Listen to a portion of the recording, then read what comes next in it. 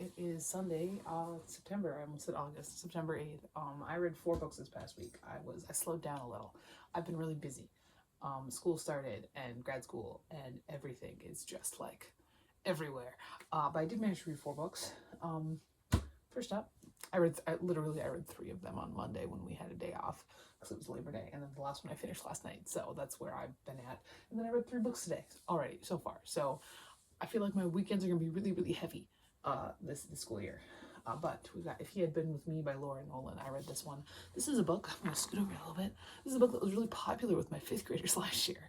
I had a lot of really good readers last year, and this one got passed around. So I was curious, but this is about this girl, and she has grown up next to this boy, Finn, and their mothers are best friends, and they've been best friends. But then in middle school, things changed, as things do in middle school, and she ends up kind of falling in with a new group of friends, and she's got a new boyfriend, and they kind of look down on Finn and his friends because they're kind of like cool alternative kids, and Finn and his friends are just like basic popular children. It's very engaging, especially considering the fact that nothing really happens for most of the book. So that was interesting. I thought it was interesting how engaging it was. This does really, when I looked at this, I was like, this is going to give me All the Bright Places vibes. And it really did. Reading it did remind me of reading All the Bright Places when I was like 17 years old. I don't know if that's a good or a bad thing, but it was fast. It's a thick book, but it really was very, very quick to read. Some of the chapters are very short. And I did like how her boyfriend, who was not like the greatest, was kind of portrayed. I liked that. I ended up giving it 4 out of 5 stars. I think that so when I read this, I was like, this has really heavy 2013 vibes, and it did originally come out in 2013, but then it was re-released in 2019. So yeah, really heavy Wattpad vibes for this, but not in a terrible way. The writing is relatively decent. I give it 4 out of 5 stars.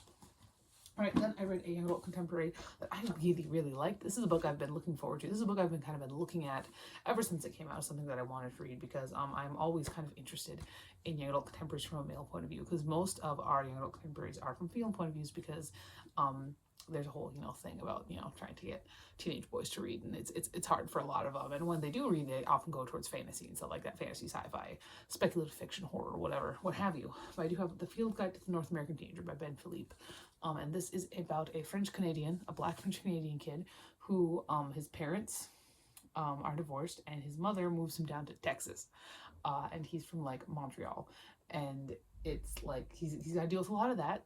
He's got to deal with the fact that it's way hotter in Texas than it is in Canada, which is fun. He's got to deal with the fact that he's just kind of a bitch.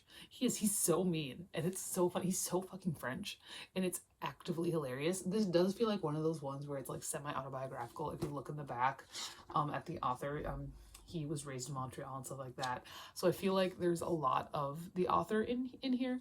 But I thought that was really funny. I like the side characters. Liam was my favorite. He was I don't know, it was good. It was really good. The author also did a really good job of like putting in some serious stuff, which did happen with Liam, while also keeping the tone fairly light without kind of making the serious stuff seem stupid. There's also a scene in here where our main character, who is black, he ends up getting arrested at one night, and it's actually like his mom's reaction to it is actually, it's very well done. Yeah, this is, again, it's a very quick read. She jumps on the chair, just spins around. It's a very quick read, and it's a very fun read, and I think it's funny. I think the main reason why a lot of people don't like this one is because of how just mean the main character is. He's not nice. He's unlikable. I really enjoyed it. I gave it 5 out of 5 stars. All right, then I read a classic. I read Winesburg, Ohio by Sherwood Anderson. I read part of this. I don't remember which part. I do not remember which part of this I read, but for an American lit class in college, I read part of this. But this is about this town in Ohio, and it's various little stories about various different people. And because they're all kind of about different people, they were really hit or miss for me a lot of the time. Most of them I didn't care all that much about. I'm going to be completely honest here. I liked Hands. That was good. Godliness is pretty good. That was in 4 parts. The Thinker. I liked The Thinker. I liked The Teacher. I liked Queer. I liked Drink, Sophistication, but that's just like a handful of them. And I'm glad I read this because Short Anderson is one of our very few Midwestern classic authors. Most of our classic authors are I mean, they're from the East Coast. You got a couple from the West Coast, but for the most part, they're from the East Coast because that's, you know, where we had, you know, our kind of bedrock of culture there, you know, and then it kind of moved, you know, American history. But Anderson is one of our Midwestern ones. It was fine. It was fine. I'm glad I read it and I can appreciate it, but it's not like a classic that like sticks with me and makes me, you know, want to make it my entire personality. 3 out of 5 stars. All right, this last one I finished last night. I'm so mad it took me so long to finish. I really, really liked it. I know a lot of people don't like this author. This is technically by 2 authors, but I'm kind of leaning on the first one just because she's the one I've read from. Her first book, or the first book of hers that got popular, was Nothing But Blackened Teeth, and it was not very well received. Everybody loved the cover, but nobody liked it. I thought it was super fun. And so I read The Dead Take the A Train by Cassandra Khaw and Richard Cadre.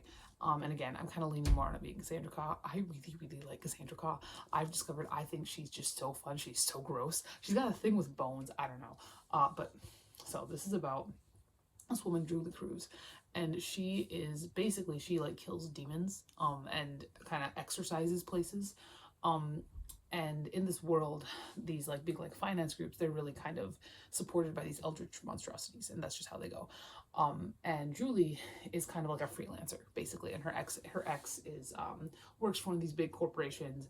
And one day her friend, her like a childhood friend, Sarah, shows up, and Julie has been in love with Sarah for her entire life. But Sarah shows up and she's like, yeah, no, it's great. I'm just here to visit. There's nothing wrong with my fiance at all. And there is.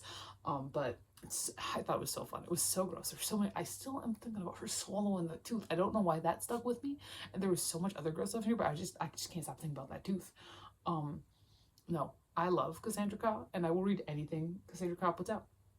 Ever. I just read a short story by her, and it was amazing, and I really like her. And I know that people have an issue with like her writing style, stuff like that, but I think she's so good. I give it 5 out of 5 stars, and this is gonna be one of my favorites of the year.